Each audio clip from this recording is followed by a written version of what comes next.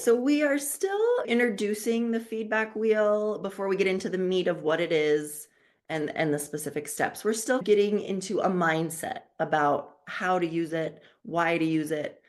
So we're going to talk about trading in our old ways of doing things for what we're really aiming to do as we use the feedback wheel. So Bev, why don't you talk about the slide right here? Okay, so we want to trade in objective reality.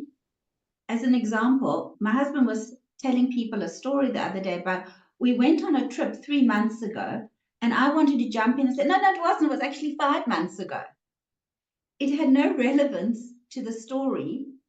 And because we've done some of this work, I was able to pause and think, he's not telling the story because it was 3 months ago or 5 months ago. And by not jumping in and correcting him on that point, which had no relevance, it allowed space for whoever was listening to him to actually be curious about what he was saying. And when we're triggered with our partners, we can add the piece of compassionate curiosity. Wow, I didn't realize it was like that for you. If we can just take that relational mindfulness and listen, and what was that like for you? Was that hard, sad? You'll get a very different picture when we're getting the connection.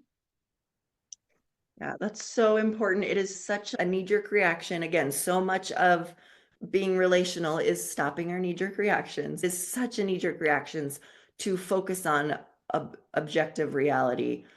Are the details right? Are you saying, no, I didn't really say that. I didn't say it that way. No, my tone wasn't like that. Instead of, this is their subjective experience. So I'm going to trade in caring about objective reality. There's no such thing, right? Nobody was recording this on their phones, and we're going to go back and watch and listen, to see who's right about what we said and didn't say. And instead, just subjective reality, being curious about their experience. I love that.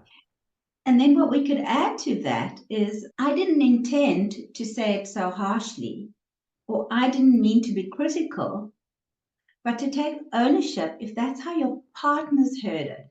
I felt you were being judgmental and critical, to take ownership and apologize. I'm sorry you heard it that way. Not to say I didn't speak like that, because that's their subjective reality again. I felt that you were being critical when you said it this way. And the issue is not to deny it, but to take ownership and apologize for that. I'm so sorry you heard it that way. Yeah. And as we get into the steps of the feedback wheel, they're really designed to keep you from being able to jump in and try to argue with their subjective reality, because you are behind the customer service window and your job is to listen as they go through the steps. So I love the structure of it because it's meant to keep us from just all these knee-jerk reactions and focusing on objective reality and focusing on ourselves and things like that. And to remember where objective reality is important. So it's important if the train's leaving at 5 o'clock, because the train's not going to leave the station at 5 o'clock when you arrive at 5:05 to punish you. That's because the train leaves at 5 o'clock. And that's where objective reality has a value, but it doesn't have a value in the relational piece. Yeah. If we can separate that out, objective reality does have a value, but not in the relational piece. Yes, it's the subjective experience is so much more valuable in relationships, except for those, yeah, those few things. What time is the kids' soccer game? What time do we have the meeting? But everything else, subjective, totally.